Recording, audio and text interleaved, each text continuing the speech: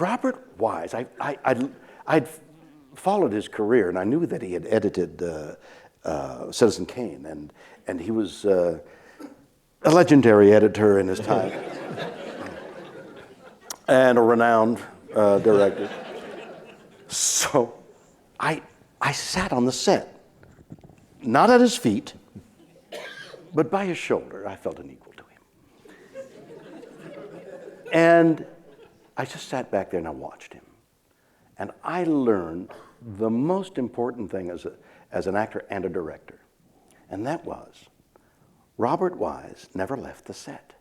He stayed in it from 8 o'clock, 7 o'clock in the morning to whenever he quit at night, 8, 9, 10 o'clock at night, even for lunch. He never left. He stayed with it. He watched where the tracks were being laid. He watched the lighting. He watched what people were doing. He watched everything. He stayed in the flow.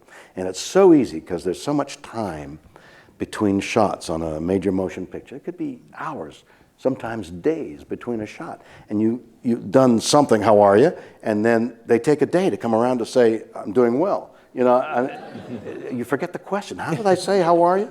You know, did I say, how are you? You know, it's, I'm doing well. I mean, how do you do it? So you have to play it back. And then in those days, you didn't have playback. But he stayed in the flow of it. And I learned to do that, both as an actor. I never thought of that. Don't go to your dressing room. I learned also, as a director, that when you send for an actor, these damn celebrities, they don't come when they're called. They're on the phone, I'll be right there, thank you very much. They're stars, you know. And, okay, yeah. What's that deal again? And they do 5 minutes. Well, you take 5 minutes, you make a 5-minute delay. Yes, here comes Spence. Spence, we need you, Spence.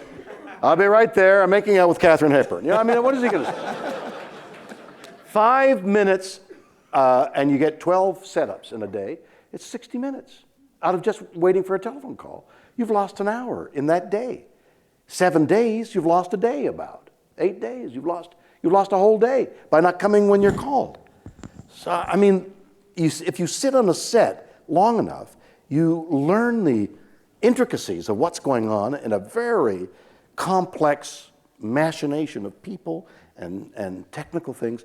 And so from that time on, if I'm responsible for a film, I'm right there the whole time and never leave the flow because things go wrong when you're not there.